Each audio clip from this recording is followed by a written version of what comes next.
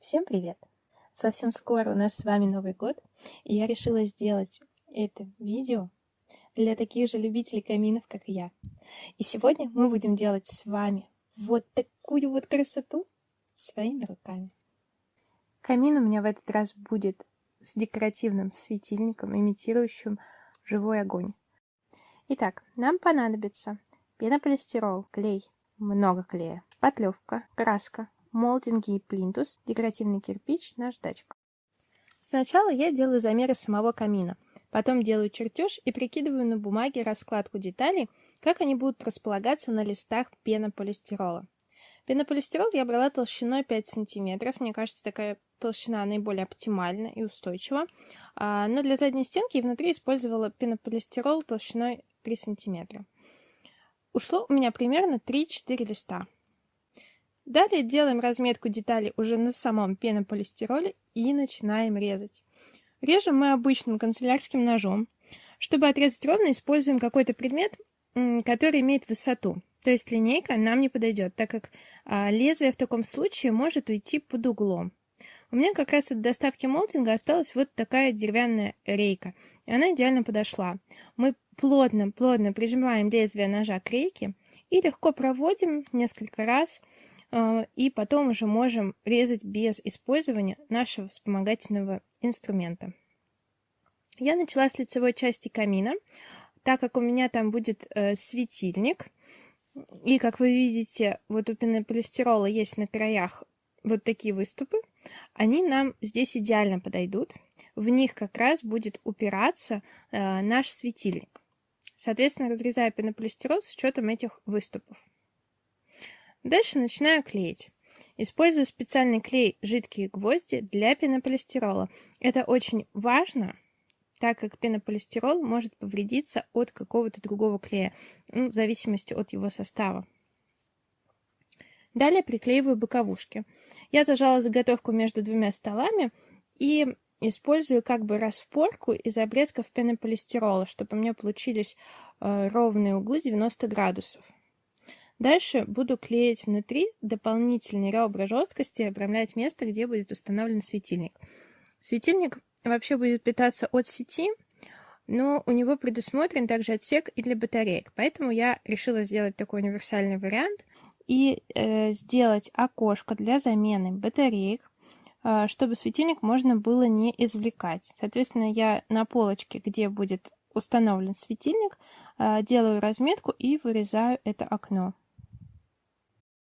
Далее добавляю дополнительные ребра жесткости и скрываю это все. Дальше приклеиваю дно и крышку камина. Срезы у меня получились не совсем ровные, а здесь это будет заметно. Поэтому лишнее обмешуриваю ножом и наждачкой. Опять же зажимаю наш камин между столами, чтобы все хорошо приклеилось. Следующим этапом приклеиваю потолочный плинтус под верхнюю крышку. Так как у нас есть угол, нужно сначала разметить, как будем резать плинтус. Для этого я прикладываю его с лицевой стороны, провожу линии по нашему камину. Вот здесь внизу, кстати, было лишнее. И затем прикладываю с боковушки и аналогично провожу вверху линию. Теперь вот эта вот линия пересечения наверху и угол камина внизу, это вот две точки, через которые будет проходить наша линия реза по плинтусу. Соответственно, я прикладываю плинтус, размечаю вот эти вот две точки и дальше буду по этой линии резать. Но резать я буду не просто, держа нож перпендикулярно плинтусу, иначе у нас на угле получится дырка, а так, чтобы получился острый угол под 45 градусов. Плинтус пенопластовый, поэтому отлично будет резаться точно так же канцелярским ножом. И приклеиваю я все тем же клеем «Жидкие гвозди», стыкуя угол. Если будут где-то неточности в стыках, их можно либо подрезать сейчас, если это возможно, либо потом мы это все зашпатлюем. Дальше перехожу к молдингу, которым буду декорировать ребро крышки и дна камина.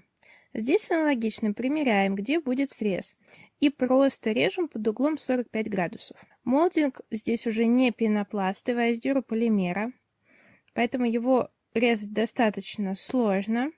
но зато он прочный и противоударный, что в таком месте это большой плюс. Резать я уже буду не канцелярским ножом, я пробовала, не получилось. Резать буду ножовкой по металлу. Если остаются какие-то неровности и зазубрины, то их можно обработать наждачкой. И приклеиваем точно так же, стыкуя углы. Вверху я отрезала немножко лишнего, это, конечно, не очень хорошо, но мы это потом задекорируем, куда деваться. Дальше беру шпатлевку. Шпатлевка акриловая, чтобы не растворить наш пенополистирол. И шпатлевкой прохожусь по крышке. Она сделается у нас тверденькая. Также затираю все швы и неровности, которые встречаются, особенно между приклеенными молдингами. Вот тут как раз затираю углы. Шпатлюю также окошко для светильника, чтобы ребра также стали твердыми. Декорировать камин я буду декоративным кирпичом из гипса. Вот так выглядят эти кирпичики. Есть у меня опасения их повредить во время установки светильника, поэтому я решила сначала установить светильник, а потом уже приступать к декору.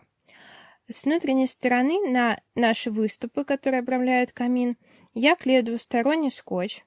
Не хочу применять более сильный и надежный клей, чтобы оставалась возможность светильник из камина достать. Устанавливаю дальше светильник. Он достаточно плотно становится и хорошо приклеивается.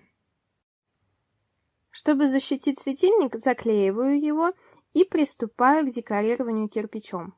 Сначала все раскладываю и примеряю, как будут располагаться кирпичики, чтобы было симметрично и не было слишком коротких кирпичиков. Если мне все нравится, начинаю приклеивать. Клей также жидкий гвозди, но взяла такой, где написано и для гипса, и для пенополистирола. Обрамление окошка решила сделать так.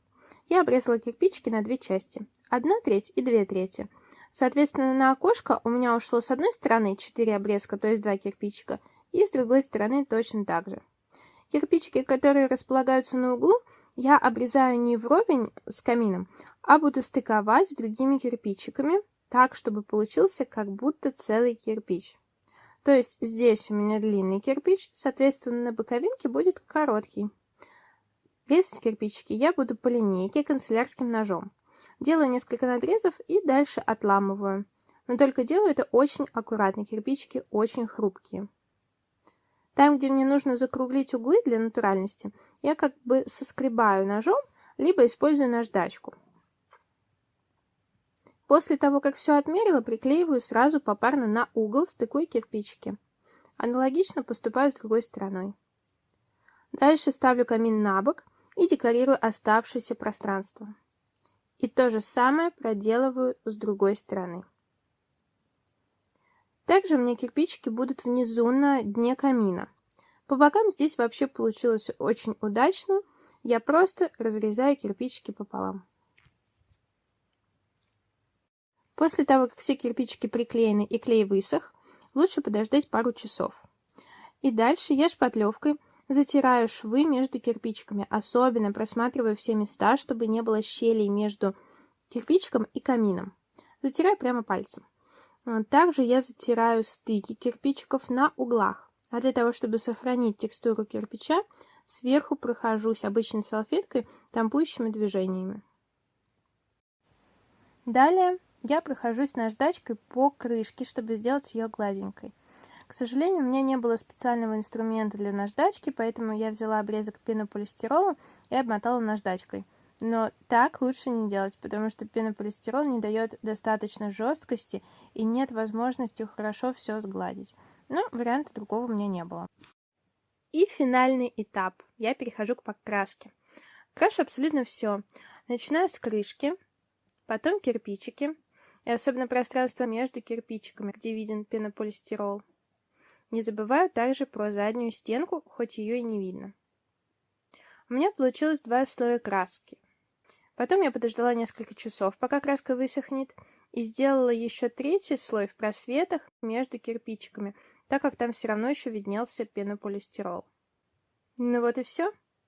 Устанавливаю камин на место его постоянной дислокации. Торжественное открытие окошка, и волшебство начинается.